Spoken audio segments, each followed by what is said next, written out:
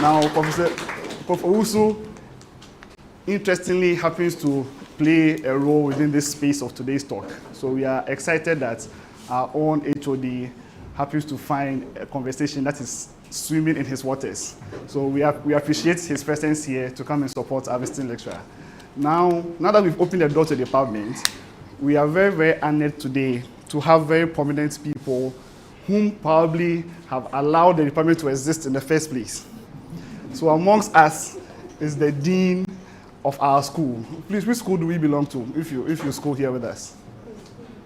You've heard of SPMS. So the School of Physical and Mathematical Sciences. Our dean is here with us. It's the person of Professor Kwabena Doku Amponsa.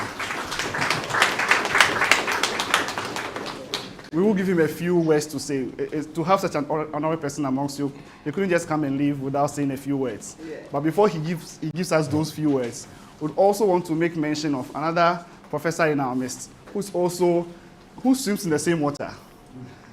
This facial recognition that we're about to talk about, he happens to fish in the same water. He's the head of the Statistics and Actual Science Department. He's the person of Professor Louis Esiedo. So let's give him a hand to him. Okay, so now that we've gone into international waters, let's come back home. All right, now I introduced our HOD to us. In our department as well, we have very wonderful people who have allowed the department to come this far. And we feel that without mentioning them will be an error. So I would want to make mention of a few of them. Before I jump into local waters, I remember meeting a certain wonderful man a few years ago who has left all he has to do and probably having people suffer at the expense of his being here, but to our excitement. It's this gentleman sitting here with me. I like to call him Professor, even though he likes to shy away from it. He's the person of, in my opinion, Professor Kweku Bwedu. Now, let me give a big background to him. So he plays a lot of roles in the university. The one that I know very much has to do with the role he plays with the School of Law. He's a very prominent personality within that space. If you think that you need something in that space, you have had a chance to see him after the meeting, just get close and have interaction with him. We are very honored to have you. Thank you very much. Thank you, and 30 seconds. And I'm here with some of your seniors, postgraduate students in IT law. I can see Blessing, I can see Susan, I can see Marcus. Marcus is the head of IT at the School of Law. Where's Nana Kwame? And a lot of them will be going online as well. Wonderful. Okay. Thank you very much for this. Yes, we are most grateful. Okay, so let me do the rest of it very snappy. We have amongst us also another prominent professor, my mentor and supervisor. He's the person of Professor Togbe, the rest I can't mention. Ferdinand Katriku, please, let's give him a hand. Okay, then we also have another mentor of mine here present, who has allowed us to stay in a certain discipline. I call him, we all call him Dr. Jamal, but as we speak now, Professor Alaji Jamal Dean Abdullahi. It's important when you go for the pilgrimage and you return, that title needs to be held on you. But we've ignored this for some time, so Alaji, you're welcome. Okay, so we'll give the Dean a few minutes to speak to us. We'll give our HOD a few minutes. Then we'll introduce our guests for today. Then we'll jump into the discussion. Is that okay with us? Yeah. Wonderful. So, Dean, please, the floor is yours. Thank you very much. Yes, good afternoon. Yes, good afternoon. Distinguished professors, researchers, students, and our esteemed guests, Dr. King and the wife. It is a great honor for me to stand before you today as an acting dean of the School of Physical and Mathematical Sciences at this academic seminar. The University of Ghana has implemented an innovation policy aimed at addressing global challenges, such as climate change, the increasing global population, competition for limited resources. This policy seeks to foster collaboration between the university, industry, and other stakeholders in the development and management of innovative solutions. The primary objective is to promote innovations and strengthen resilience in responding to these pressing global issues. As the largest school within the College of Basic and Applied Sciences, the School of Physical and Mathematical Sciences plays a key role in leading innovations and breaking throughs. SPMSS, in short, is equally dedicated to developing the human capital essential for sustainable development. And since 2015, the leadership of SPMSS has made significant effort to ensure that our academic programs remain competitive, relevant, and effective in preparing a highly skilled workforce. The workforce is equipped to be catalysts for change, capable of innovation and solving the challenges that emerge in their respective fields. The University of Ghana has launched a new strategic plan for the period 2024 and 2029, which include 5 key strategic priorities, 5 specific objectives set by the Vice Chancellor. 2 of these priorities are transformative student experience and engagement and partnerships. Today's seminar is an important step towards achieving these priorities. We hope that Dr. King's seminar will inspire meaningful research collaborations among the SPMS researchers, particularly in the area of face recognition, image processing, machine learning, and artificial intelligence.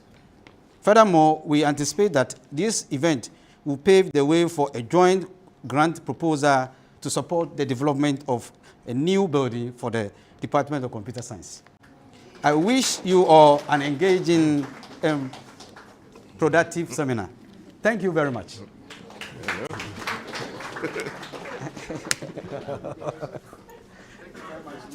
Is that? Before we jump to the Yes.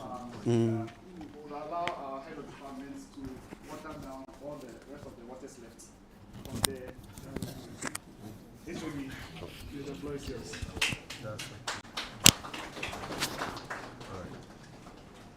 Good afternoon, everyone. Do you have a first-year student here?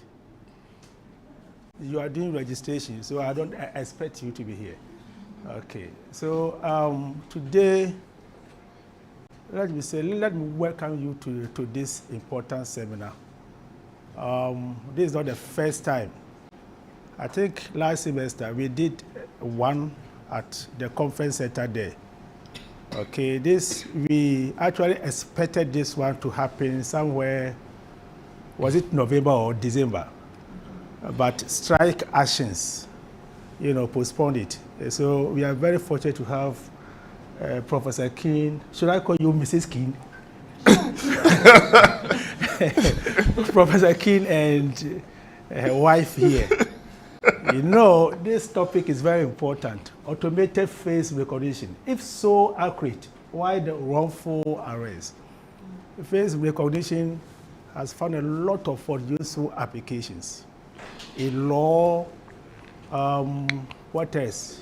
Transportation, health, surveillance, security, so much. So today, Prof is going to open our eyes on this important topic. Let us listen very carefully, and then we will appreciate to get a feedback from you, from your answers. Thank you very much.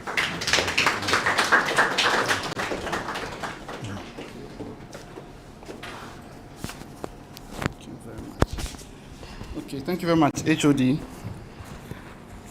Please, I'm putting my badge on. Thank you. Okay. So let's jump into the matter. I think that you all saw the topic and you found something interesting about it. So I've been given the singular honor so that we can have enough time to engage with our guest speaker, to introduce the guest speaker. Before that, I'll give you a bit about him. Okay, so Professor Michael Keane joined Florida Institute of Technology, Harris Institute for Assured Information as a research scientist in 2015. And he holds a joint appointment as associate professor in the Department of Computer Engineering and Sciences. Prior to joining the academia, Professor Keane served for more than 10 years as a scientist, research program management professional in the United States intelligence community. While in government, Professor Keane created, directed, and managed research portfolios covering a broad range of topics related to biometrics, identity to include advanced exploitation algorithm development, advanced sensor and acquisition systems, and computational imaging. I'm sure by now I've begun hitting people's interests per your research areas, for those of you who are into that field. He crafted and led the Intelligence Advanced Research Project activity, Biometric Exploitation Science and Technology, the BEST program, BEST as in BEST, to transition technology deliverables successfully to several government organizations. Recognized as an expert in biometrics and identity intelligence, he has been invited to brief the Director of National Intelligence, congressional staffers, and science advisors, Defense Science Board, and Intelligence Science Board. He also served as Intelligence Community Department lead to the White House of Science and Technology Policies, National Science and Technology Council Subcommittee on Biometrics and Identity Management from 2005 to 2012. Professor Keane received his PhD in electrical engineering from North Carolina Agricultural and Technical State University in 2001 and has research interests in the areas of biometrics, cyber identity, and machine learning.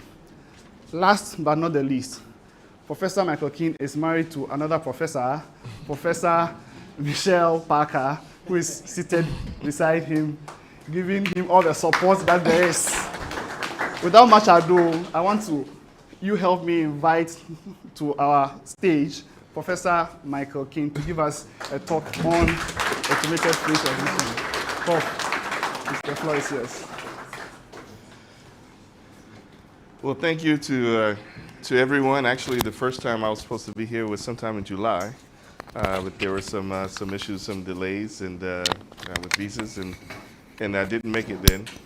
But I'm grateful for the opportunity to be here today, and so thank you to the HOD, to the Dean, to Dr. Kartsku, and to Prince for graciously driving me around, and to everyone who's been a part of this fantastic visit that we've had here to Ghana.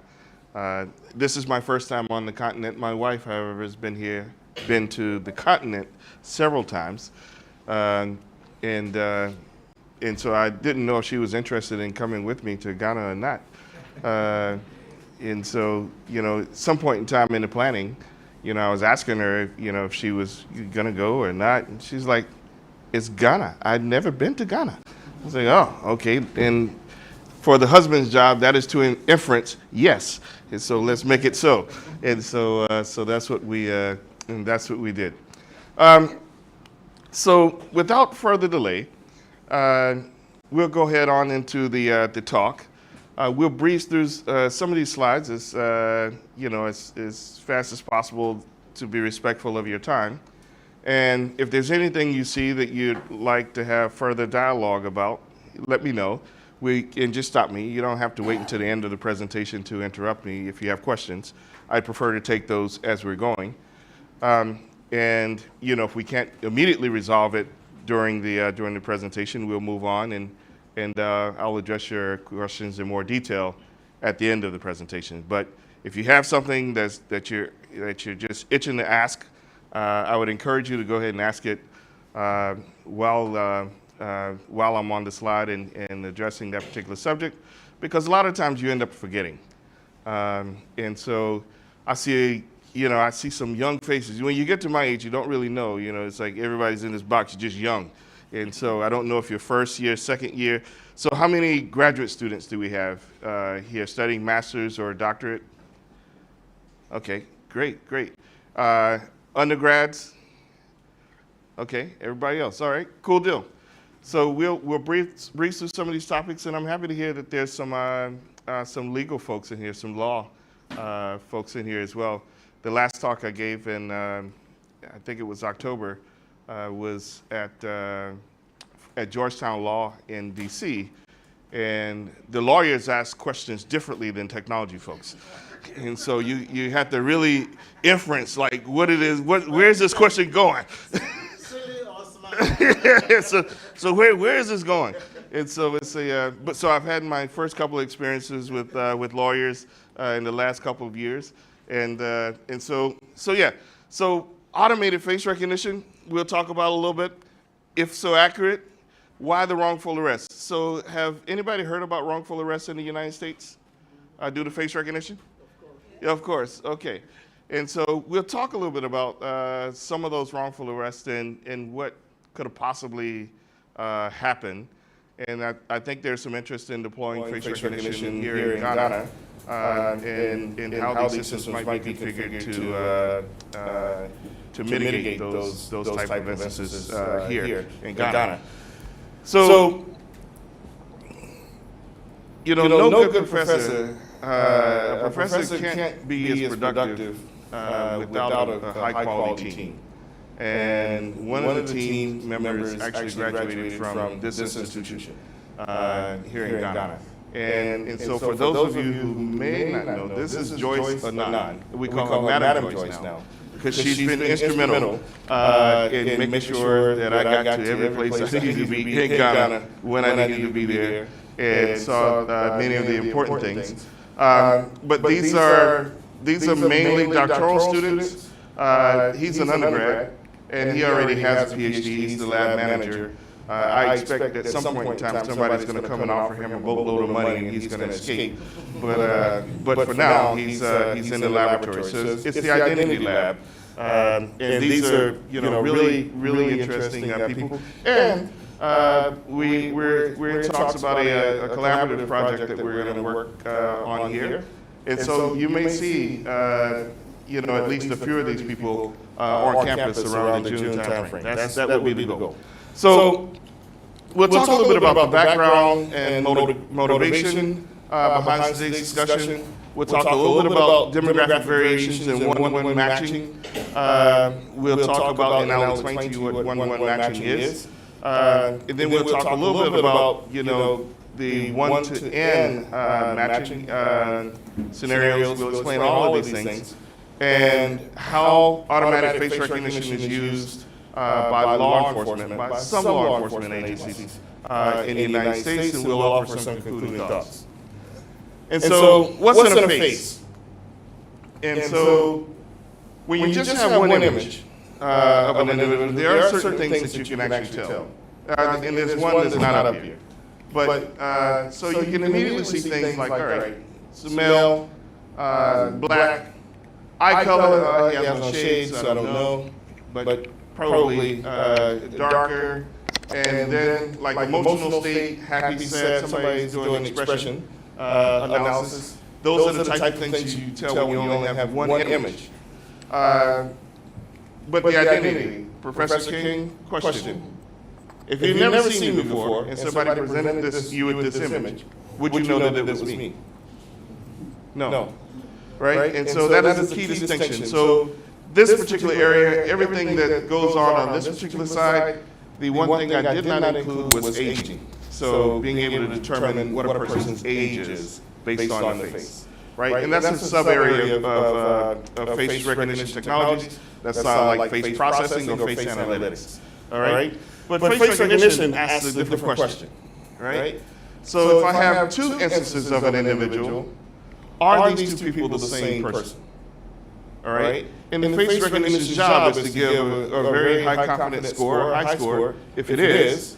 And I know there's some mathematicians in the room, so I'll be careful here because there are two types of scoring. There's distance and then there's similarity. Most of the time in face recognition, we use similarity. And so with similarity, the higher the score, the better. All right. With distance, which we're not using for face, the lower the score will be better. All right. But in this particular case, we're using similarity. Therefore, with similarity, a higher score would indicate a stronger match of the two images. Okay? And so that's what the job of a face recognition engine is. Now, outright, these algorithms don't actually say yes or no. Right? And so they're non-discrete. So they can offer you a score. And it's up to you to determine, through some analyses, once the score reaches a particular point, if you trust this algorithm and say, if it produces this score, then the two people are the same. If it does not produce this score, then the two people are not the same. All right? So around 2017, there was a lot of discussion about face recognition technologies, or the 2016 time frame. So the Georgetown Law Center on Privacy and Technology produced this report on the perpetual lineup because they began to have some concerns about the use of face recognition technology by law enforcement.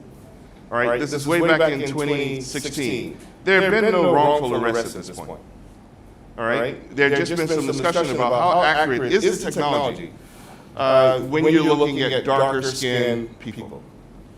Right? And so there were just some people who just flat out said the technology does not work on darker skin tone people. Right? And so I got a few phone calls to say, is that true? Is it not? No, you give me some money, I'll study it. But I can't just answer the question right now. But that type of discussion also led to the desire to actually ban the departments, ban police departments from using technology. Now that didn't really pan out. Certain areas banned it temporarily, then they reinstituted it once they figured out, okay, we can use these policies. But by and large, the ban didn't hold. And you even had the equivalent of like your parliament procedure here. You had our Congress basically taking up the question and folks actually asking the question of, does it work or does it not? I'll see if a video. I wasn't going to play this in the beginning, but I'll play this now. So you hear That sounds like a crapshoot to me. It sounds like you're just shooting in the dark. Maybe this is the guy. Yeah, so that was one of our congressional representatives. That was his perspective of face recognition technology. The face recognition technologies at that time, technologists were saying, no, these things are like very, very accurate. But there was a disconnect there in the discussion. And so we'll talk a little bit more about what that disconnect is a little bit later on. But there have been two principal thoughts about face recognition and discussions in the U.S. There's a side that pretty much takes this stance of, with good quality portrait images or photos, the most accurate algorithms, because there are a lot of algorithms, like hundreds of algorithms out there. And each company that produces an algorithm basically has several algorithms in its toolbox. All right? And so when you hear the term face recognition, you can't just say that this is one thing. Right? And so these things can be trained on different data sets. They perform wildly different.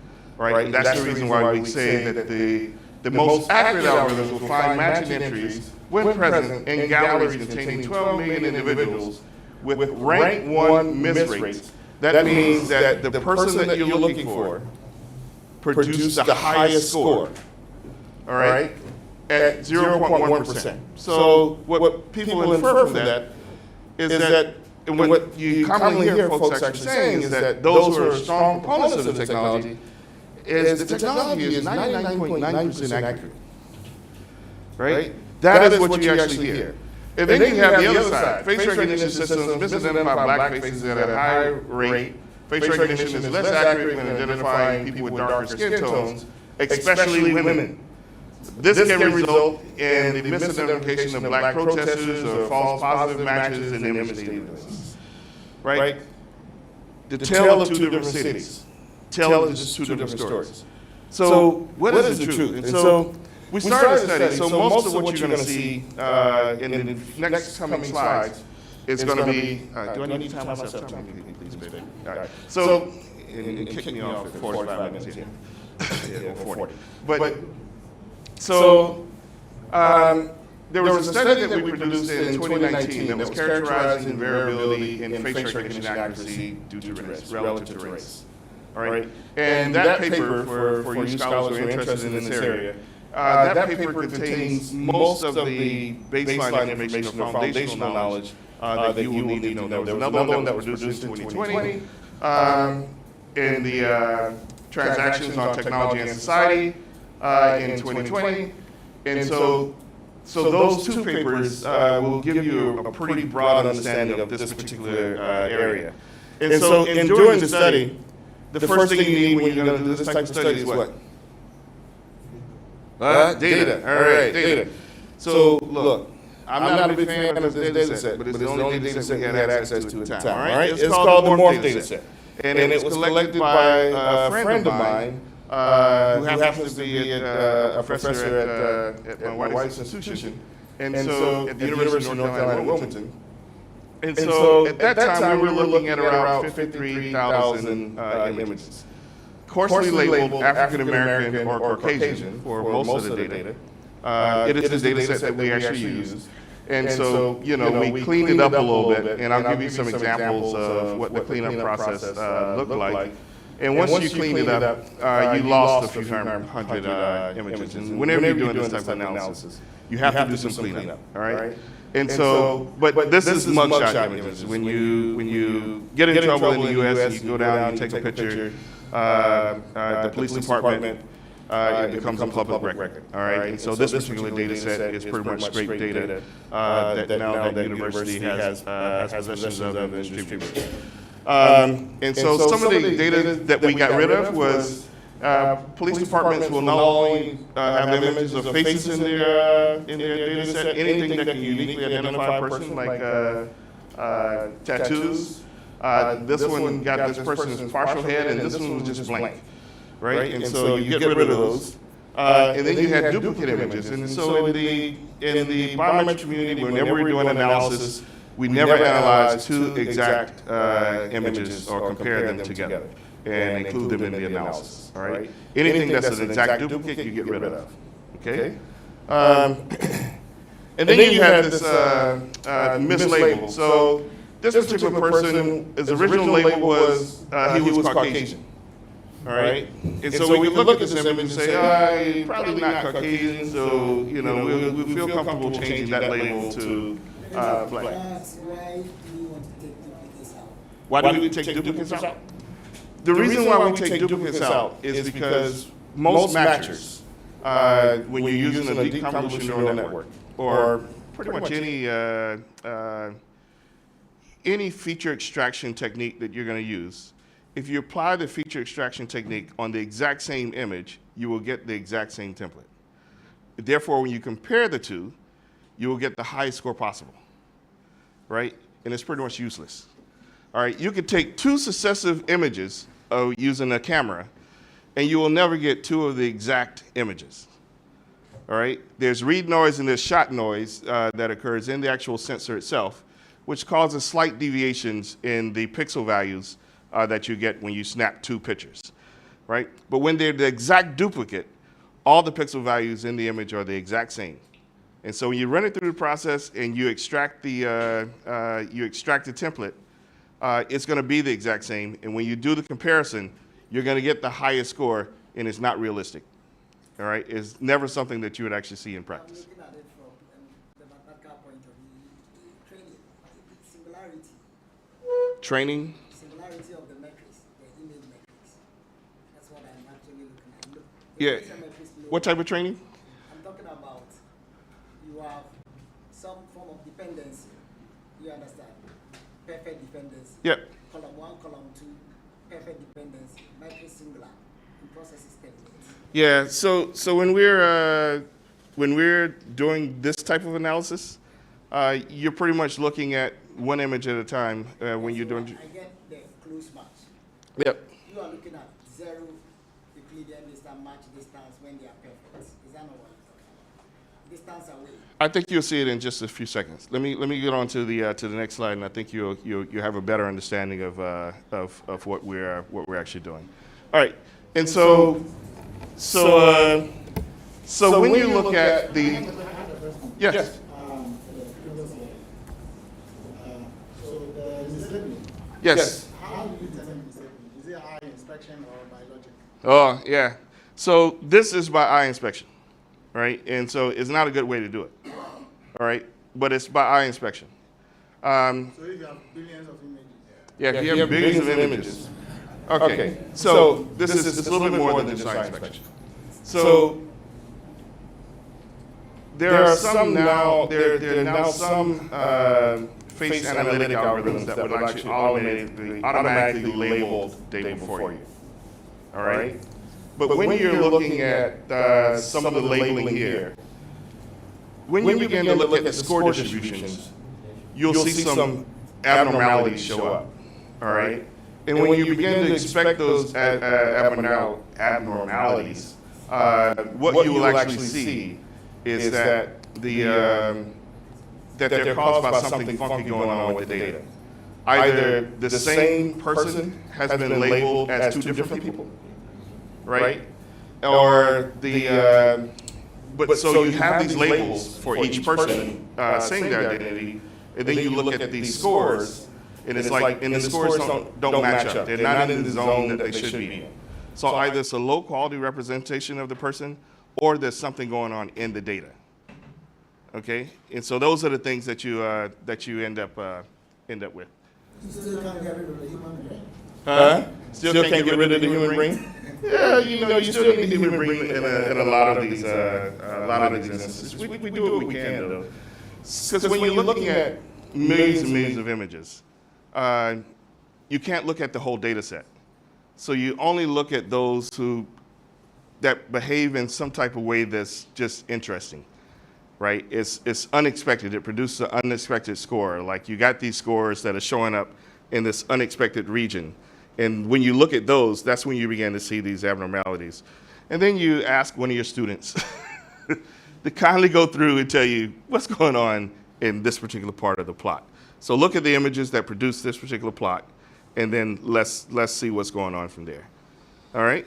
So for deep convolution neural networks, during the training process, with the exception of batches, of course, typically the images are presented to the network one at a time, all right, during the training process.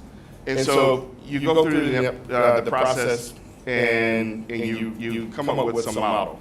So this is a fully trained DCNN representation here. But what would actually happen is there are like billions of components within this box, right? And so you would ingest some image of a person, all right? You would go through the different layers of this deep convolutional neural network, and then you would produce this vector about 512 by 1, right? That would be what you would have this representation of this image. And then the same thing would occur for a different person, all right? They would go through this, they would generate this 512 dimensionality vector here, and then you're going to compare those two, and you're going to produce a score. All right, if the score is high enough, the system would say it's a match. If the score is low, the system would say it's a non-match. All right, so these aren't necessarily going into a matrix all at once, right? And so you're training them individually. But if you now was to, during this particular process, whether you're training or when you're actually doing the actual match, if you go through this process, and these two images are the exact same, this 512 vector will actually match this one as long as you're doing things properly and you're using the same model, right? They're going to produce the same vector. All right. Now, I interjected something there because something else has come up recently. If these two models are different, you will never be able to compare images of the same person using two different models, period. And that is a paper that should be coming out in about 2 months, and that biometric feature templates that they're produced by DCNNs are inherently irrevocable, right? And so, or inherently revocable, meaning that the biggest concern with people in biometrics is that you only get one, right? And that somebody can raid your database and get all your templates, right? They'd have to get the templates and they'd have to get the model. All right, without the model, they try to apply through a different model, it'll never work. Right? They will never be able to compare two images of the same person using two different models. Won't work. All right? And so it's something that us in the neural net community have known for years, but legal folks that question continues to come up in the legal community. And so we just went ahead and did an experiment on it just to show that was the case. All right? There's one other thing that I want you to note here is that the input dimensionality of the pixels to a deep convolutional neural network now have gotten incredibly small. All right, and so with the latest versions of these DCNN open source matches that you can download from the web, the input is like 112 by 112, a very, very tiny image. Right, and that's going to be particularly important in just a little bit later on in the talk. But I just want you to note that this resolution of what's going on into these networks is about 112 by 112. Now, who's going to remember that for me? What's your name in the maroon shirt? What's your name? What's your name? Mubarak. Mubarak. Okay, you got this number for me, right? All right, cool. All right, we're going to the next one. All right, now, when we look at score distributions, we have some minimum score here, we have some max score, right? And so, like I said, biometric systems traditionally that are based on deep convolutional neural networks don't produce just zeros or ones, right? They're non-discrete, all right? And so when you're comparing, I forgot this lady's name. Somebody know who that is? That's her name. All right, good. All right, now I know you're paying attention. And so we have Meghan Markle. We have 4 images of Meghan Markle, right? And so when I compare these 4 images to Meghan Markle, I would expect the score to be what? High, because it's of the same person, right? They will never necessarily be the same scores, but they should all congregate on this end. And so in my data set, I would have like thousands of people, tens of thousands, hundreds of thousands of people if I could in this data set. And I'm comparing all of their images just against themselves, all right? And I'm looking at the images comparisons to the actual person. And when you do that, what you end up with, we call these mated comparisons. And when you look at the mated comparisons, they should all be on this end towards the highest score, right? They won't necessarily all be jammed up against the max score, but they should be on this end of the spectrum, all right? And now, when I take a look at cross comparisons now of images being compared to, images of one person being compared to other people in the database, all right, those are called non-mated comparisons. All right, and when we're looking at non-mated comparisons, where do we want those scores to be? Down here. All right, so that's where our non-mated distribution is. Can anybody identify a problem right now? The intersection, right? And so there's some people that are called like doppelgangers that look very close to each other. To people who they're not. You know, you always get this instance where you're walking by and you see somebody like, oh, that looks like, oh, but it's not. Okay, cool. Or you actually call the person's name and it ends up being the wrong person. Right? That's what happens there. And when it happens to a security system, that's a bad place to be.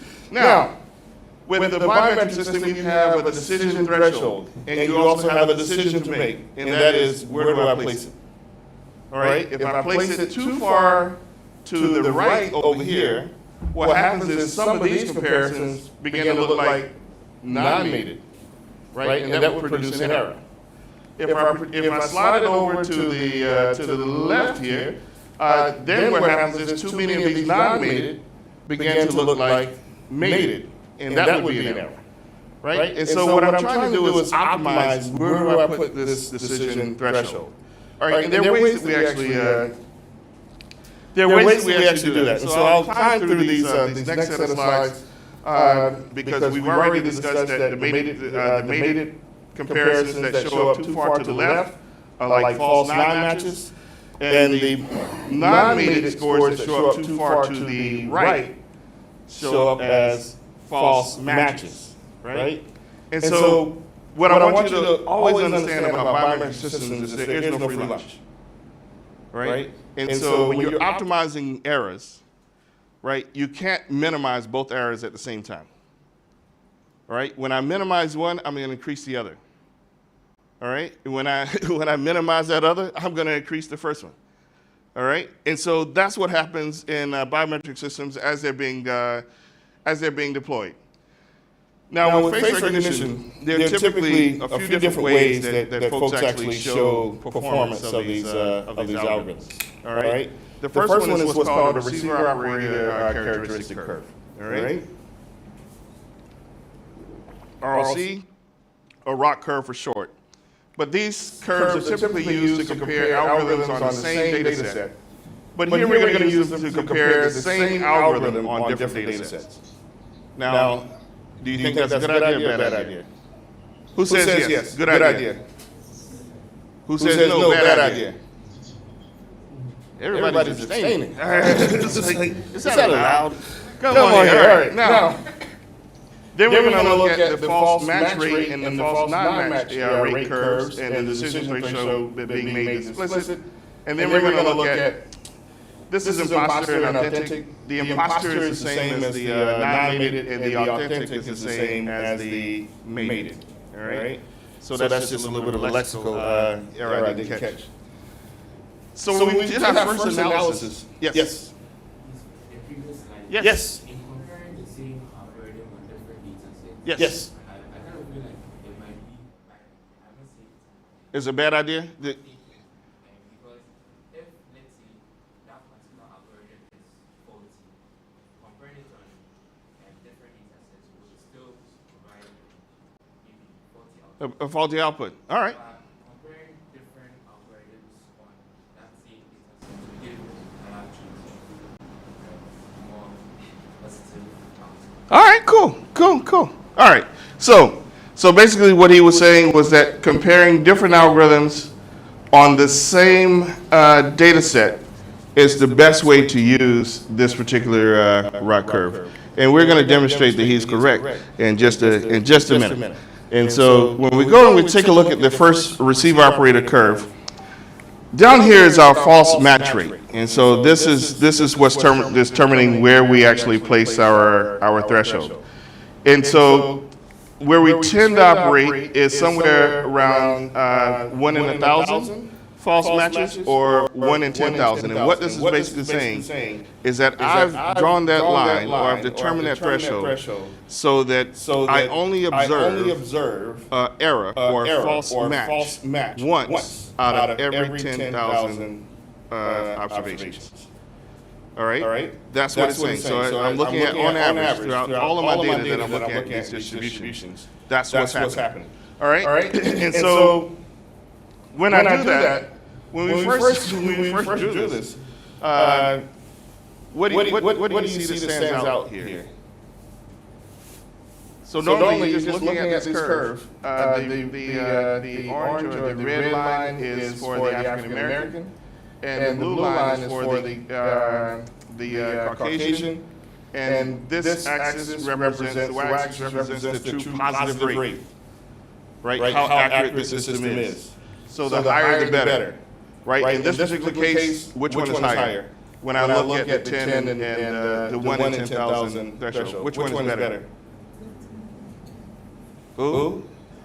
African American. All right. African American is better. Now, when we saw that, we were like, oh man, this is going to be interesting. This flies quite counter to what everybody's been saying, right? And we didn't quite understand why. But you'll see later that these thresholds actually play a role, but we didn't understand it initially. Because typically what would happen is you would just plot this curve, right? And as long as it's a different algorithm, they can have different thresholds. But when it's the same algorithm and you're using different cohorts of data, right? I can't change the threshold relative to Well, okay, all right. So, as an engineer, I would never say never, unless it violates the laws of physics, all right?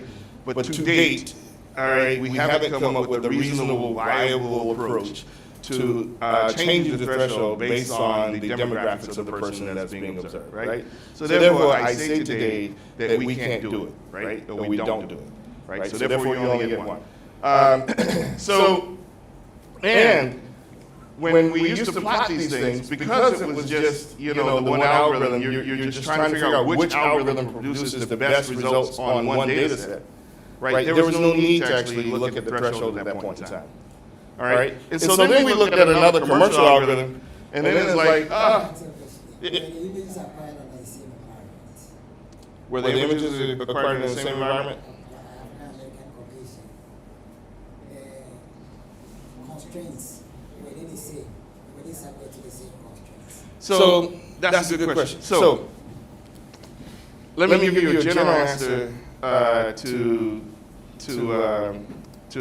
your question, and then I'll give you a more direct one about the mugshot data. All right. Typically, any analysis we do, they're never acquired in the same. We're analyzing millions of images, right? They're never acquired in the same conditions. Right? Never.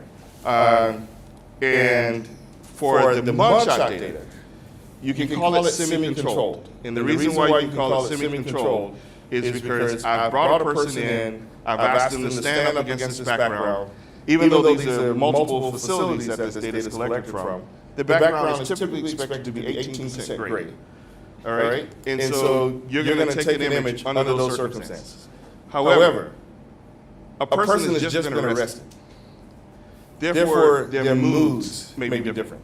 All right? If you look at this database, you'll find some people who are surprisingly happy or surprisingly okay with just having been arrested. So the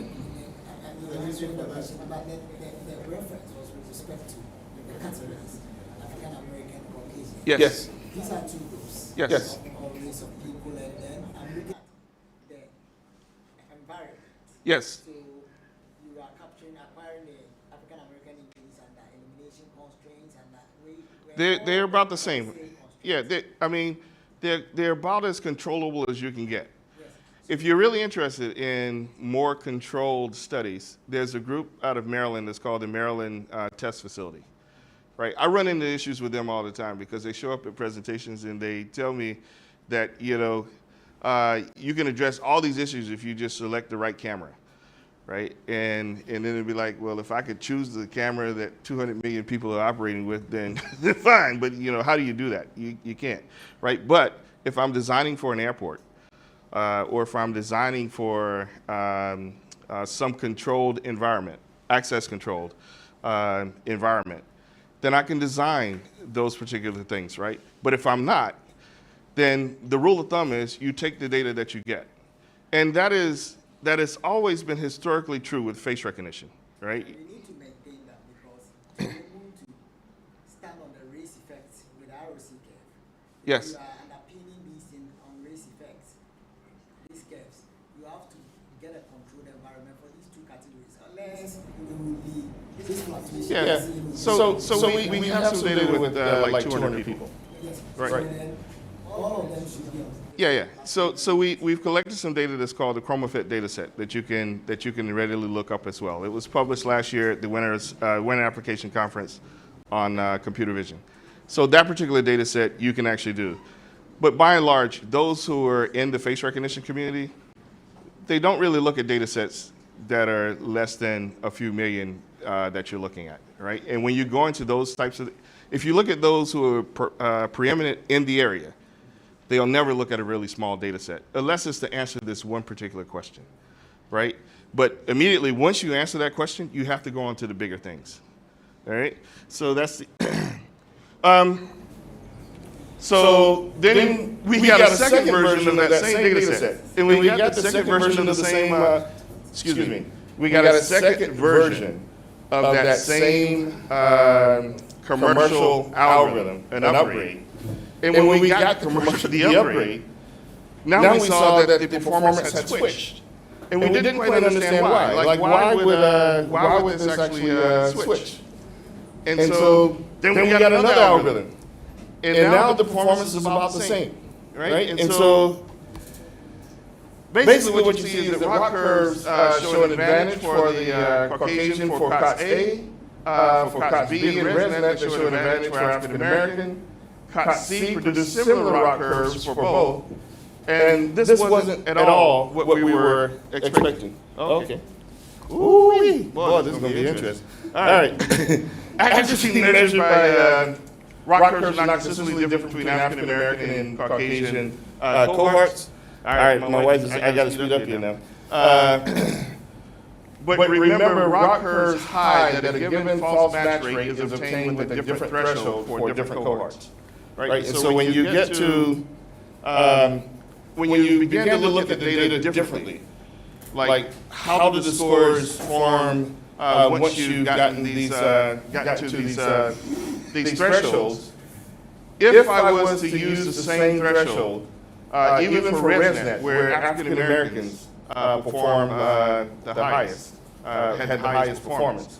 If I use like this 0.6 here, then at the Caucasian line, you would actually see a lower false match rate than you would for the African American. And that's if all things are equal. All right? And so if all things are equal, then the ROC curve really doesn't tell the true story. All right? Because you have to compare those lines at different points. And that's the reason why if you're doing this type of analysis, you have to use more than just the RLC curve. The other curve, and in the interest of time, I'm going to move a little bit faster here. In the interest of time, then we looked at it in terms of the overall distributions themselves. All right? And the thing that you realize here when you're taking a look at these distributions is the African American score distributions. It doesn't matter if it's mated or non-mated. They're both skewed towards higher scores. Right? And that's the reason why you produce a higher false match rate when you set this threshold based on this data. But if you look at we began to be interested because the peaks here, the distance between the red peaks and the distance between the blue peaks, just by eyeing it, they look really simple. I mean, really similar. Right? And so therefore, we began to look at this measure that was called the D prime statistic. And when we applied the D prime statistic, what we actually saw was that these algorithms are the distance between these two peaks is roughly about the same. All right? So the algorithm can produce, pretty much the same rate of accuracy for both the Caucasian cohort as it can for the African American cohort, but you just can't do it at the same time. You need a different threshold in order to be able to do it. But in terms of the overall discriminative power of the neural network, that's what you would actually see. Now we broke this thing out some more, but I'm going to move on a little bit. If you're really interested in the study, there's the paper that I showed you, the two papers that I showed you earlier, and then there's a larger NIST report that actually came out about 6 months after our report. And Patrick Grover of NIST. NIST is the National Institute of Standards and Technology for the U.S. government. So they do most of the independent testing of these algorithms, right? And everybody looks at their reports as being the authority report.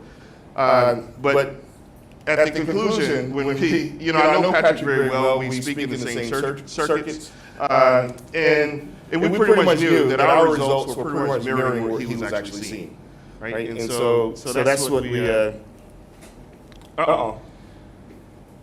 What's my skin tone? We've been looking at everything on the basis of African American and Caucasian. And what we see is that, what we understand, what we know is that there's a huge variety of skin tones just in the African American demographic. So how do we begin to capture that? Now the first thing I did was I went to a hardware store and I began to try and compare my skin tone to paint. And that's where, I came up with this color that was like a rust or something like that. It was like it didn't sound very good. And I came back to the lab and I talked to some of the ladies in the lab and they're like, no, you don't go to a hardware store. You go to a women's cosmetic store. and yeah, like Sephora. And so that's where I went. And then you end up with better names like Walnut, you know, deep with neutral undertones. I mean, so it's like, so it's much better. And then, you know, I got on a kick. I went to another one. It was called Lancôme. Now, I forgot the name of this one that she did. But once the folks got over me actually being in the store, they were fine with helping me with what I was trying to do. But now what we're doing is we're collecting data. Whenever we're collecting data of people, we use a colorimeter to measure the skin tone directly of the person before we actually take an image. And so there's a data set that is available that you guys can also access if you're looking at skin tone related work in faces that I have in the lab, and we can take a look at that. So I'm going to skip forward a couple slides, and I'm going to go on to this other topic, which is the wrongful arrest, which is what you guys came to see. So I participated in a discussion of what's all the fuss, and an informed discussion about face recognition in December of 2018 in Washington, D.C. And before that time, there had not been any wrongful arrest. And so people who were strong proponents of the technology had very strong voices because they were like, you know, everybody's concerned about nothing, right? There have been no wrong arrests. There will be no wrong arrests. Every police department does things the right way. You won't see it, and face recognition won't be implicated in this area, right? And then you fast forward a few years, and then you have the wrongful arrest of Robert Williams. He was the first one that was arrested. There was a crime at a watch store, and Robert wasn't at the watch store, but they searched him in a database, and they came up with a driver's license photo that seemingly matched the surveillance images. And that's how they determined Robert Williams. Then we have Michael Oliver. This kid here took a phone. There was a fight happening on campus, on a high school campus, and somebody was recording it. So this kid here reached in, got the phone, and threw it away. When they recovered the phone, they recovered the image. And they ran it through a face recognition search, and they came up with this 25-year-old. And so unless some nefarious things is going on, this 25-year-old should have no business on a high school campus, right? But they arrested him anyway so they could talk about it. And then you have Nigel Parks. Now, I used to say that Nigel Parks was the scariest one. He spent 10 days in jail based on a crime that was committed in New Jersey. The person who committed the crime dropped their driver's license. It was a fake driver's license. All right? And so they scanned it in, and they ran it through face recognition, and they came up with this guy. The reason why I say it was the most dangerous is because they offered him a plea deal. So in America, you know, you don't always go to court and plead guilty and be tried by your jury of your peers, right? They can offer you an agreement up front. And typically what we find is that people who don't have a lot of money, they'll just plead and say, okay, I'll plead guilty, do 5 years, hopefully get out in 3. And what the prosecutor is saying, well, if you don't plead guilty, then we're gonna try and get 4 years out of it, right? And if you can't play for legal representation, you know you're being represented by somebody who's representing a lot of people, you accept the plea. This is detailed. A lot of these things are also talked about in the National Academy of Sciences study that was produced in January of last year. I think it's a phenomenal report. I just happened to be invited to be on the committee. But yeah, I think it's a good report. So if you're interested in this, download that report. All right, so let's talk about lead generation. And then we're going to close this thing out. A violent crime occurs, or a harmful crime occurs, an image of the perpetrator or victim is available via surveillance camera captures something. An investigator or analyst searches the image database, all right? And then they pull up this, what we call a candidate list of the closest matching faces. A human now, we can't take out the human. A human now examines that candidate list and then puts this person forward as an investigative lead on an investigative lead report. So that is the process. Now, if the probe image from the person of interest has facial characteristics that indicate a strong match to a person in the gallery, as in this database, then the investigative lead report is generated. The thing is that is highly subjective for when this report is actually generated. And we'll talk about it a little bit more. All right, so let's talk about this person. So this image, this is Robert Wade. So this image of the perpetrator here is available. They took this from a surveillance photo that was 1080p, that was 1920 by 1080 in terms of resolution. But this is the image of the person that was actually screened in. This is the Nigeria Parks gyrus license that was used to actually find Nigeria Parks. That's not him, by the way. That's a fake photo. But anyway, what prosecutors used to think was that, you know, this was the resolution of the image that you were ingesting into the face recognition engine.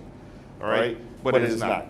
Okay, and so let's take a closer look here. Now, what actually happens is this is pretty much all that's fed into a face recognition engine. Like everything out here is noise because it's not a face.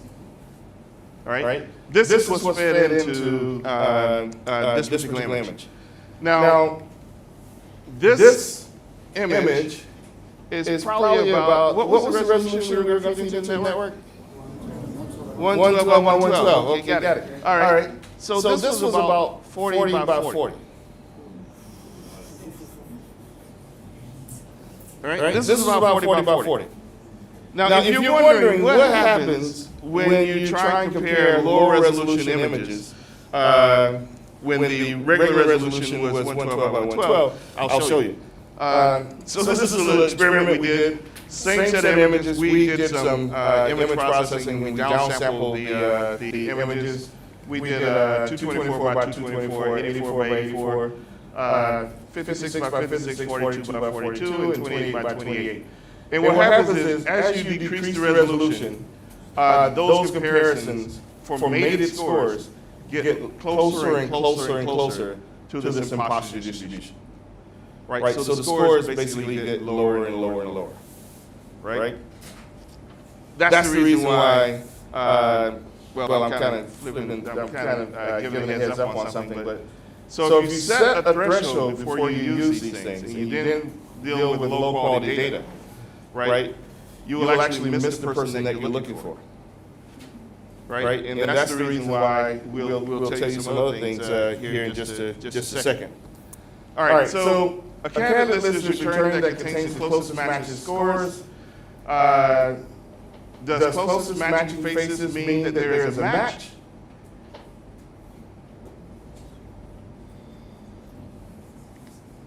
No.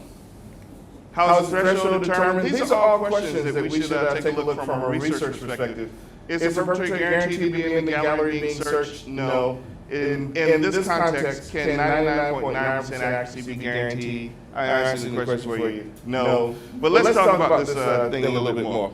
So, to explain this to my students, I gave them the morph data set. And I had an upgraded version of about 200,000 images in this particular data set. Right? And then I gave them 2 images of me.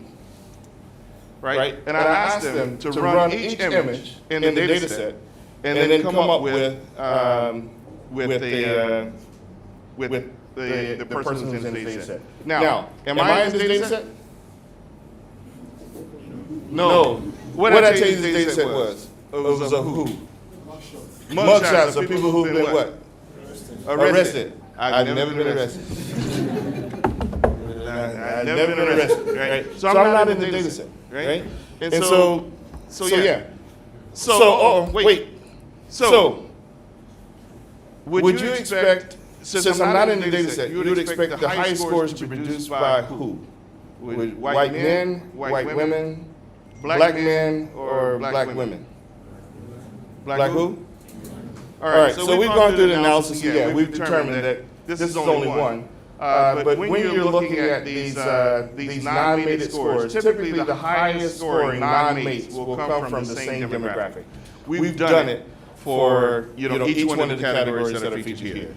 And this is just this cross-demographic comparison that we do. Typically, this is what you should see. All right, occasionally not, which we'll show you in just a minute. All right. So now, they ran it through the data set, and then they came up with the candidate list. And the candidate list here was of 10 people. I'm not even one of those. Right? Now, in the Robert Williams case, the database was not 200,000 people. The database was 49 million. Oh, sorry. Yeah, the database was 49 million. Right? And what was returned from that 49 million was a candidate list size of 243 candidates. They used two algorithms, and they came up with 243 candidates from each one of those algorithms.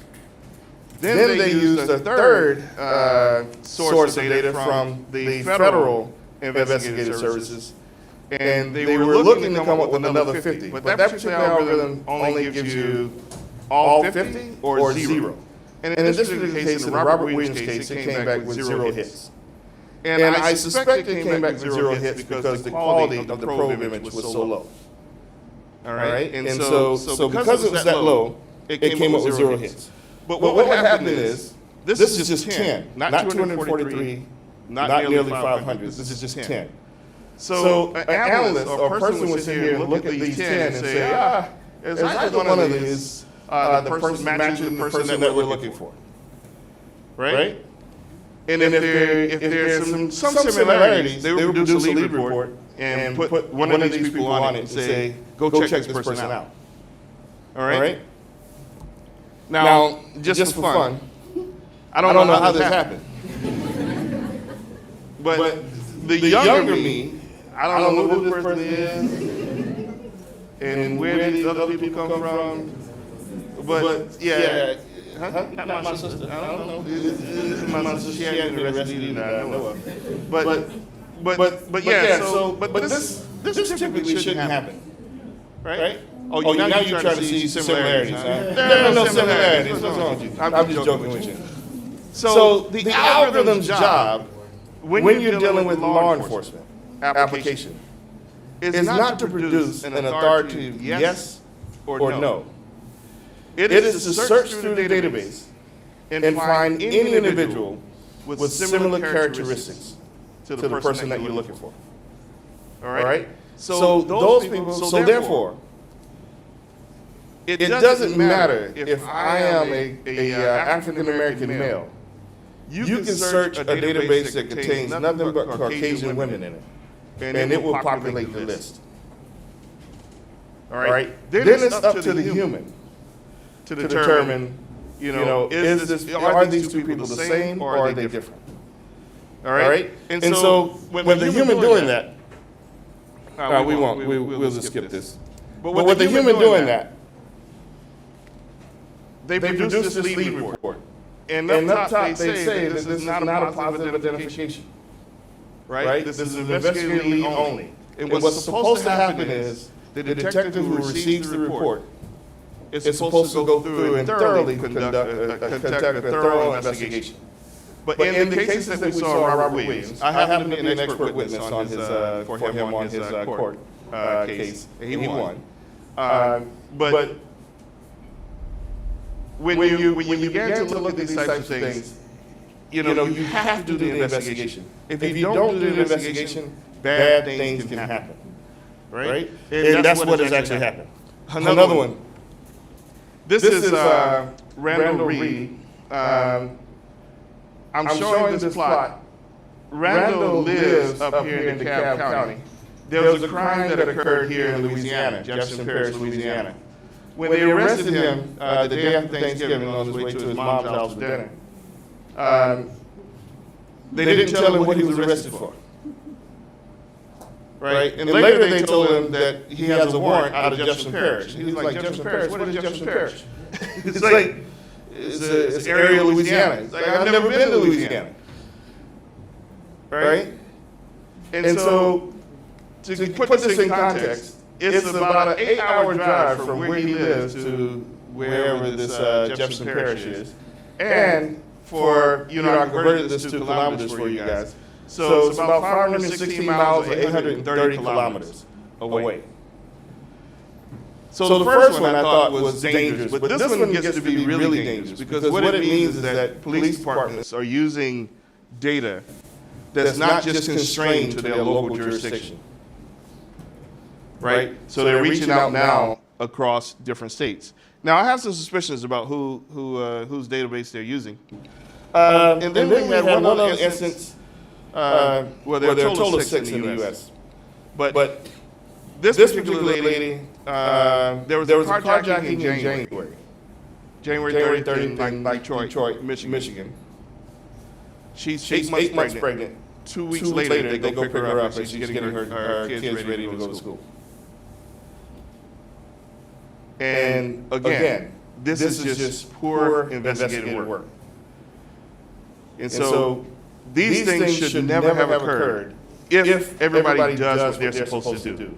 And then there get to be questions that I'll let you guys answer for me later. But I'm going to close out here with a few messages. So without a doubt, when you're looking at controlled data, the controlled data collection that the professor here was just talking about, face recognition is incredibly accurate. All right? But what happens when you're dealing with surveillance quality data is the statistics that come from NIST don't necessarily apply to these situations. All right? Because they haven't tested for it. All right? Demographic differentials and accuracy are also an issue. But for the investigative use case, the error rate of the top performing algorithms should be about the same for each demographic. Now, how do you say that, Mike King?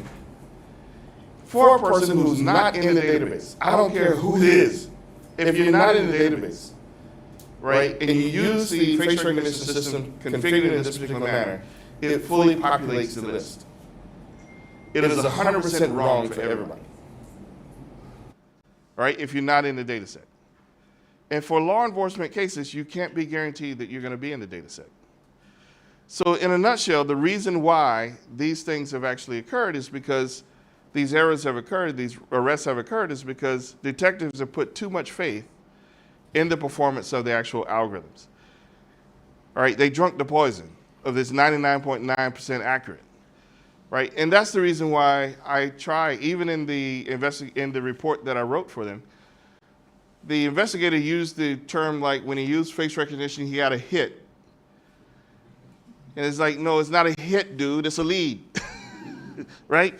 And so it's like, we got to make sure he understands that it's a lead. It's not a hit, it's not a match, all right? And so that concludes my talk. If you'd like to continue to collaborate or discuss things going forward, there's an email address there for you, the idl_info@fit.edu. That'll go to a number of different people in my lab. And therefore, you make sure that, you know, when I'm somewhere else doing something else, that somebody should be able to respond to you in a timely manner.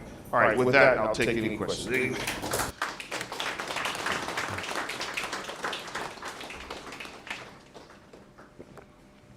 Yes, sir, sorry. With the wrongful arrest that you showed, I think almost all of the wrongful arrests were black people. So does it mean that like the bias is the skin color or like we look too similar to each other? So the question was, all of the wrongful arrests that I showed were of black people. And so these are all the wrongful arrests that have occurred at the hands of police departments using the tool that publicly now the departments have acknowledged they made a mistake. All right. Now there are other cases that are out there, all right, where departments are pretty much saying they haven't made a mistake, right, or their mistake was actually made by somebody else. But to your point about bias, in that all of these are all African American or black. So there's one or two things that I say to people that could lead to this, all right, and neither one of them are good. So the first is that the only time you use the technology is when black people are involved.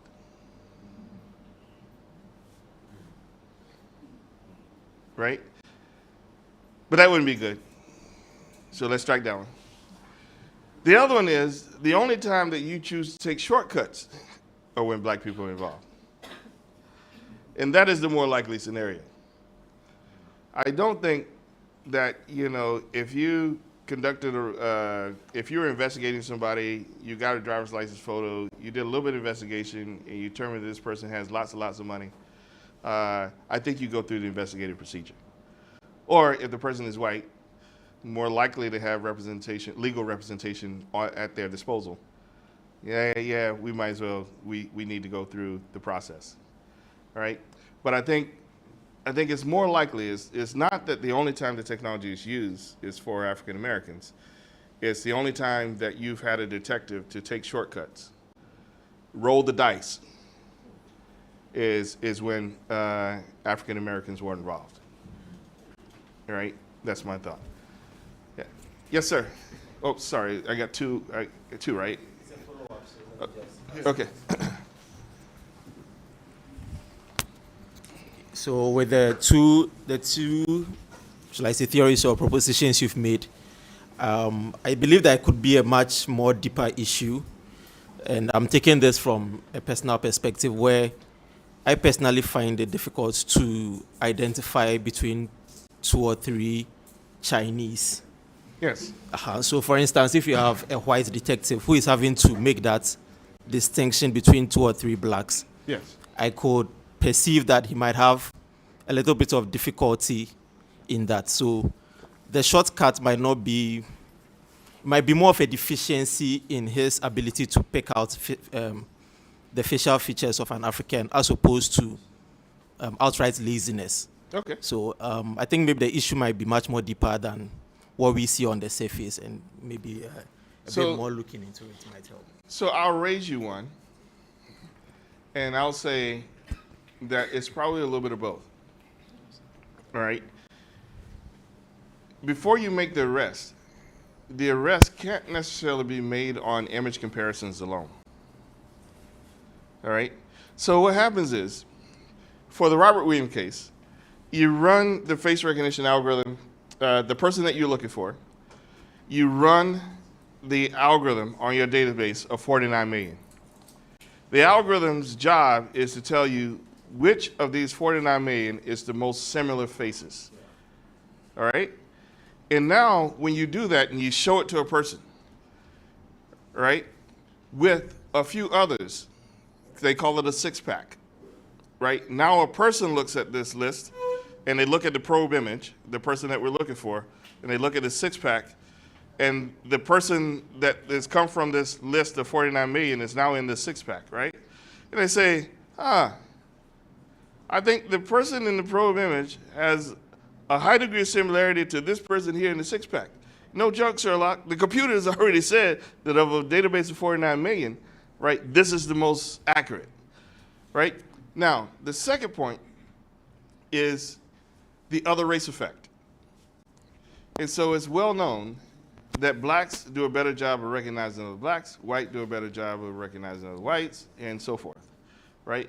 And so the key person that studies that, his name is Jonathan Phillips. So if you're interested in it, his name is Jonathan Phillips. He works for NIST, the National Institute of Standards and Technology, and another psychologist from the University of Texas at Dallas. Her name is Alice O'Toole. All right, and so we're about to publish some other work on that particular space as well, but it's not quite ready yet. But those are the two that have published the most on the other race effect, even from automated algorithm perspective, as well as humans. Yes, sir. Okay, and for the candidate list, in generating the candidate list, is there a threshold where it's not, the candidate list is not populated at all? Maybe if the similarity is less than 0 point something, because at like some faces if there's a face that doesn't match at all in like the database, I don't see why the candidate list would still be populated. Yeah, a lot of people don't see it. Thank you. A lot of people don't see that. Don't see that either. All right. But It depends, all right?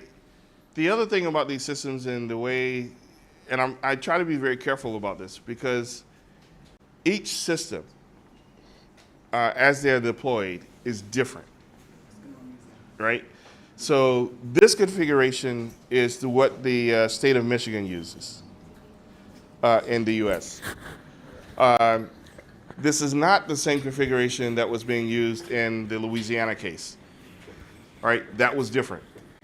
It was a totally different vendor, and I believe it was a totally different repository. I got my suspicions, but the legal things haven't worked their way through yet so that you would actually know what really happened in that case, right? But, I got my eyes on it. I got a theory about what happened, right? And I think I'm right. So, but I just, you just can't authoritatively say at this point that this is what happened. But what you can say is that they included data in Louisiana from other places in the world, right, in order to do this match, right? So that's what you can say with it. Yes, sir. Okay, so before your question, just to let the online community know that if you have a question you're online, you can put your hand up. We would. Okay, so let's pick one person from the online team, then after that. So please, you can unmute yourself and then let's hear you.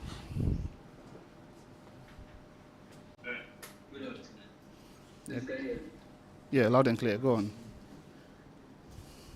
So, with the issue that they are trying, that the algorithm find it difficult to recognize blacks, for instance, could this be an issue from the data being used to train these algorithms? Oh. Since, to me, I feel like it's like the data is not generalized enough to capture blacks, but if it's able to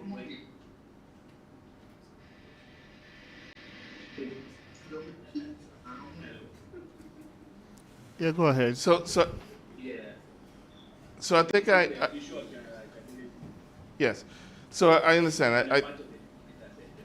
I think the question, from what I'm hearing, is the issue is that blacks or African Americans or highly melanated skin tones are underrepresented in the data sets. Yeah.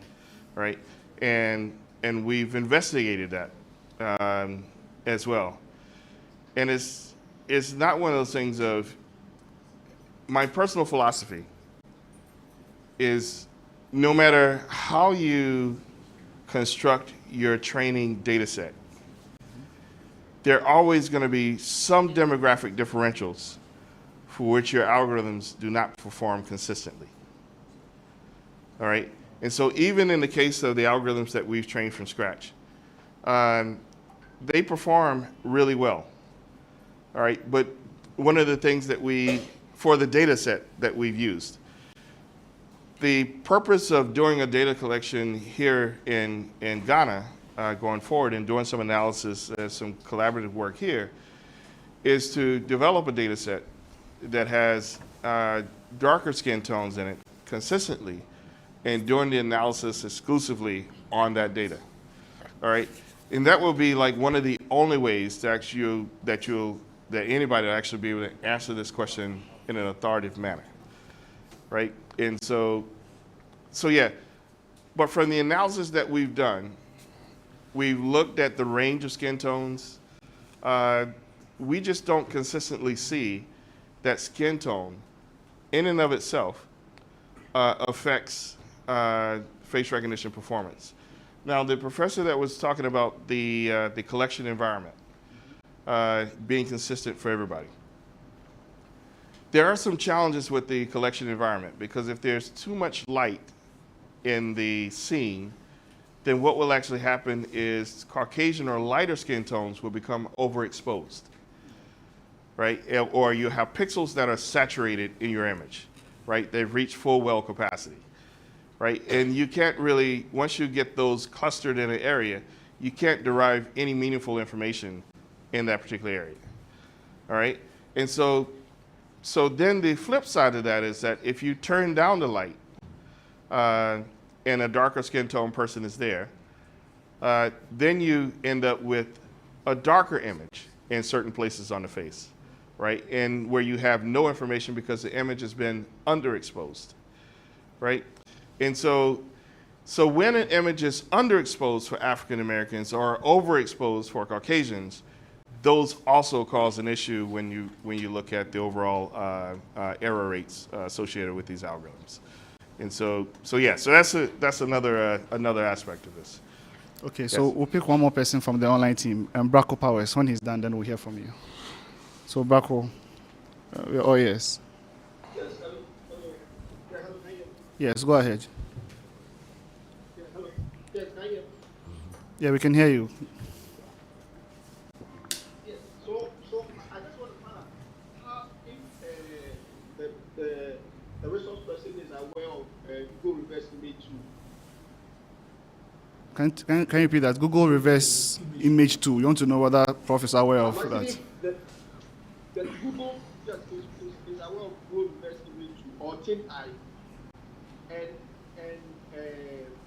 how different or how similar or dissimilar are these tools from the ones use the facial technology tool?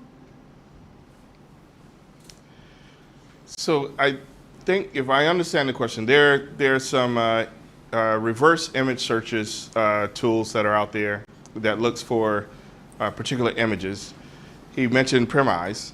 Premise is a tool that you can upload an image of a person's face, and it will look through its repository to see if there are other images of this person online somewhere. And so he's asking the question of how different are the algorithms, I believe, that I've showed examples of in terms of accuracy or that we use versus these algorithms. And they're, I want to say that they're pretty much comparable. The thing that you don't know is Google has access to a wealth of data, images that we don't. But Facebook does too. And I don't know, do young people still use Facebook? I know a lot of people use Instagram, but that's okay. Facebook took care of that because they bought Instagram too. So it's fine. But you don't remember, and you may not remember, but in the early days, you used to use Facebook, you upload an image, and then you used to have to draw a circle around yourself or a square around your face, and then you labeled the data, right? You were doing a tremendous service to Facebook by doing that. Because now Facebook has labeled data, right? And so it's like, that's the hardest thing about these curating data sets and during this training is accurate labeling, right? And so I thought it was phenomenal when I saw they're doing it. It's like, oh, wow, this is amazing. They're going to have a phenomenal data set. And so now when you're using Google Photos will automatically search people who look alike for you, right? So I think at least the Google Photos and the Facebook, the Meta face recognition engines, I would think that they are probably top tier. Now they don't participate in the NIST evaluations, but those algorithms will definitely be top tier algorithms. Okay, so we'll do 5 extra minutes of questioning. So we'll take a question from him. Anyone else? Okay, and him. So the two of them. So.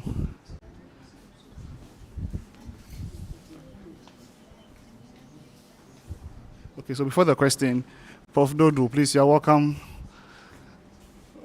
Hello, Prof. Please, you're welcome. You're welcome to the session. Welcome, sir. Welcome.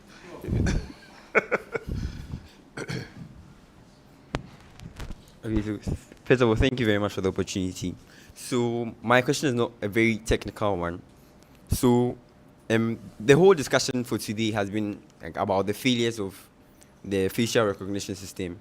You cited a few examples, but then we didn't actually dive into the actual, so the failures which are the wrongful arrests, but we've not actually dived into the success rate of these facial recognition systems.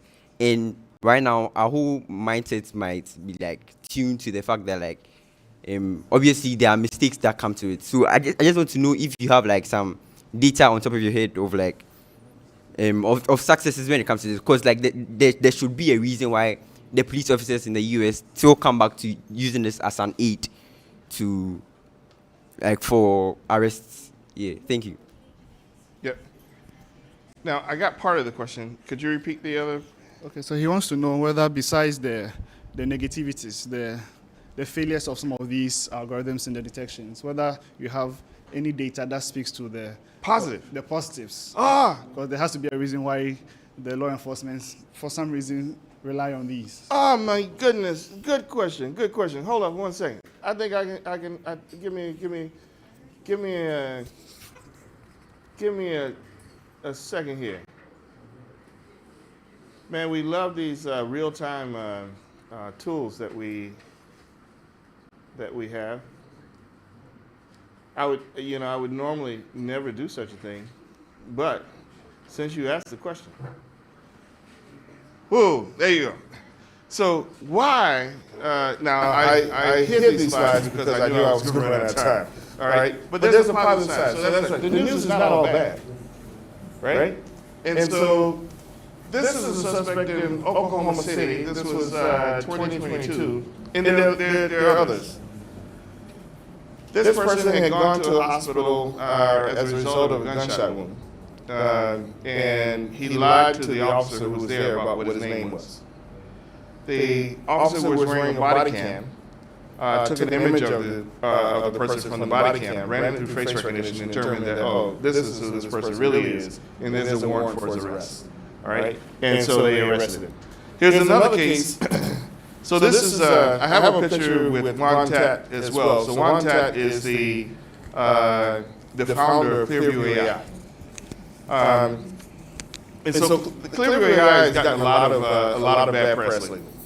I didn't say it, but I think Clearview AI was involved in the Louisiana case. All right, it's just a thought. I can't prove it yet. It's just a thought. So I can't say definitively that they were involved. But what Clearview AI does is they scrape the web. I don't believe they're the only ones either. I think pretty much, I mean, we've scraped the data from the web too. But I think a lot of people do it. Now, Clearview just made a product of it. So any image that they find of you on the web, they store it in their data set.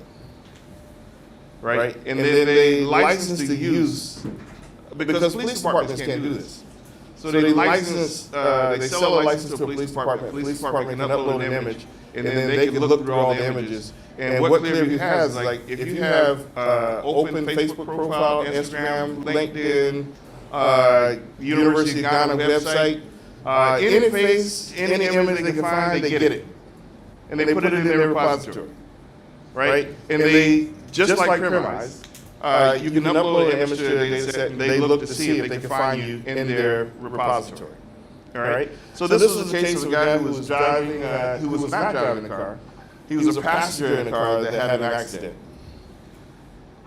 At the scene, the detectives were interviewing people to ask the question of who was driving the car, and specifically one witness said that this person was in the passenger side. He was not the driver of the car. Somehow the driver got away, right? But they charged this person here thinking that he was lying, right? So they were able to find the body cam footage. They looked it up online using Clearview's tool, and found the person that was being interviewed at the scene, and they brought him in to testify and basically cleared this guy of being the actual driver. So that is another use case. This is a girl. This is not a positive. This is a girl that, and this is where I think we get into really dangerous territories. Face recognition is becoming commoditized, meaning that now you don't have policies on how stores may actually use this, right? But or venues. So this young lady was 14 years old, got dropped off at a skating rink, and the face recognition system identified her as being a match to a person who had been barred from coming into that facility. And based on this face recognition match, they had kicked her out. But it wasn't the same person. She hadn't been involved in any previous altercations at this skating rink. But that was another one. And so then you have this instance of a guy. There's another report here. He's shopping at his local drugstore, and they think the camera detects that he's on the prohibited list. He's like, "What? I'm shopping here all the time. I've never stolen anything." Right? So if you steal, they put you on the list. Do bad things, put you on the list. They don't want you in no more. And so this actually ended up being a big case, and now Rite-Aid has been barred from using face recognition technology for years now. And then the stores have to go through all this training. So there are some positive use cases. Yeah. So thank you. I just knew I was running out of time. I normally go over those, but I just took them out. All right. So I just have a question. It's also not technical at all. So my question is, the six-pack you mentioned before. Yes.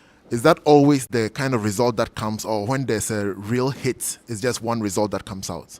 I'm just trying to figure out potentially why sometimes they make the mistakes with the identification. For instance, if I'm maybe very stressed out and my job is to identify who actually is a hit from among the six-pack, maybe if there was a situation where... So the six-packs are shown to eyewitnesses, right? And so these are not professionals at all. So this is a point I brought out in the expert report that I wrote, right? So you put this probe image into this algorithm, you ran it through this database of 49 million, you came up with this list, let's just say of 200. A professional who's been trained in morphological analysis, facial morphological analysis, went through the top 200 and identified this particular person. Put it on a report for you that says this is not a positive identification, right? Gave that image to you, you include the image in a six-pack, and you show it to someone who's supposedly an eyewitness, right? And then the eyewitness, there's all kinds of problems with eyewitness testimony, right? And then the eyewitness says, yeah, I believe these two people, look alike, right? That's the no-joke moment, right? And so now there's a question in terms of how, and this is one of the lawyers in DC asked this question of, they want to know if I can run face recognition on the six-pack and determine that that there's some bias in the construction of the six-pack. All right, now if you gave the person who's looking at the six, the top six images that came from the algorithm, I think this person would have quite a dilemma in terms of being able to determine which was the right person, right? But I suspect what happens, and how they generate the six-packs is not consistent either. I suspect what happens is I got my image, the closest one of this person from this database of 49 million, and then I just pick six people or five other people and put fillers, is what they call them, fillers, and put them on there and say, okay, here you go, right? Obvious that three of them are not anywhere close, right? In the Robert Williams case, the biggest fault was the person who did the six-pack identification was not at the scene of the crime. They had only watched the video, right? So this was a security analyst that only watched the video. So in the report, I highlighted the fact that just through that matriculation of data that I've just had coming from, and now you got a professional who's been professionally trained to do this and says this is not a positive identification. Yet you accept a positive identification from a person who hadn't been trained at all? Yeah, it's like, how could you do that, right? And so yeah, the bottom line is it never went to court. I was deposed, and the deposition was pretty interesting. But after the deposition, they began to take some moves to settlement, and just settle the thing out of court. Yeah. All right. Okay, thank you very much. I think Prof deserves another hand. Yeah. Thank you. And as we do in our culture, when we clap for the man, we clap for the woman that's supporting the man. Absolutely. Thank you. So that's a bit of Ghanaian culture for you to take home. When we clap for you, even if she were not here, we would have clapped for her all the way. Okay, so thank you very much. I think it's very insightful. If there's anything that I wouldn't forget, I'm careful not to be looking for hits. You just be careful. Just find a lead and then investigate to be sure that you are not putting someone in trouble. And that's very insightful. Thank you very much, Prof, for the time. And thank you so much. We'll allow Prof to have some rest and sit whilst we listen to one of our other professors. He's been here listening and the whole time. We want to hear a few words from him. So we would invite Professor Alaji Jamaluddin Abdullahi to give us a few words.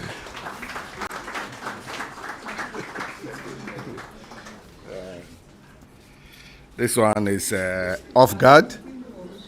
I came here as an ordinary participant like you. But first of all, I would like to thank Dr. King for this particular insightful talk. We are extremely grateful. This has been a long time planning, as he indicated. We started talking about these things like June. Then other things like visa issues, strike issues. Eventually, he's been able to make it with that extreme patient. We are very, very grateful. And as you could see, this is a technology that is ongoing, and you can see the research opportunities associated with this. We can say we are 100% right with facial recognition. It's still in progress. And so it is an opportunity for some of us and for some of you students to take interest in this, taking interest and begin to explore and begin to take it as your research project, because as he indicated, the importance of facial recognition, security, identity, and also. So we expect that this will inspire interest among a lot of you, hopefully. And he's available to be working with us both remotely, and we are hoping that he will be doing such visits, and it will not just be a workshop, it will just be a model he will take to help us run on this particular space. So thank you once again. And thank you all for coming. Yes, so so I'm just told that he'll be back in June because we have some plan of work together. I think in our discussion there's supposed to be some data collection. So we have a lot of work to do, and I'm sure we'll be calling on some of you who are taking interest in this particular exercise to join us, right? So thank you. Thank you very much. We'll take a few words from Professor Togbe Ferdinand Katriku also. There's no way you go home and your father will not speak to you. This one is forcefully dragging him to the stage. We want to hear his voice before we run this down. Oh, please.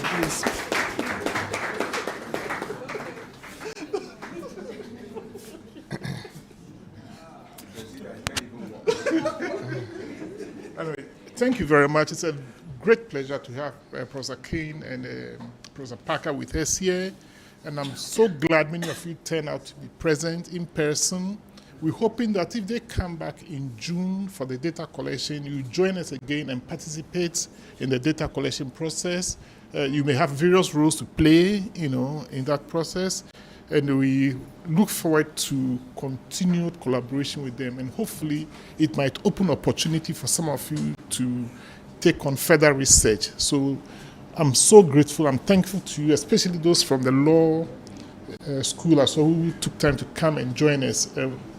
Hopefully it should open doors for collaboration with other units normally not associated with computer science. So once again, thank you very much, and we'll see you.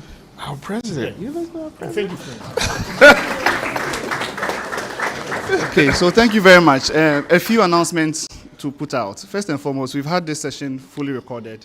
We will put it up on the channel and share the link for those of you who want to take time to go through it again. There are one or two things that you might have heard and didn't get the chance to investigate. So we'll make that available. We'll also put out the links of some of the sites he mentioned in that particular link, so that you'll be able to go through it and then visit the sites he's mentioned and all that. In the meantime, even though the presentation is over, he's still available. So, and like I mentioned, his wife is also a professor. Take the opportunity to build a network. Don't let the person sitting beside you become the person you sat beside during this talk. Let the person beside you become the person you got to know during this talk, because that's how we build networks in this life. So thank you very much for your time. We hope to see you in our next seminar, whether physically or online, because it's now a global world. Okay, so we are very grateful. Thank you very much. Our professors, our guests, Prof King and Prof Mrs. King, for your time. Our faculty who are here, Dr. Wilson is here present, the only female faculty we have in the department. So the ladies, if you could help to increase the number, that would be wonderful. Okay, so thank you very much for your time. All right. Thank God bless Doc. you. Hopefully, hopefully it wasn't too long. Huh? Pause.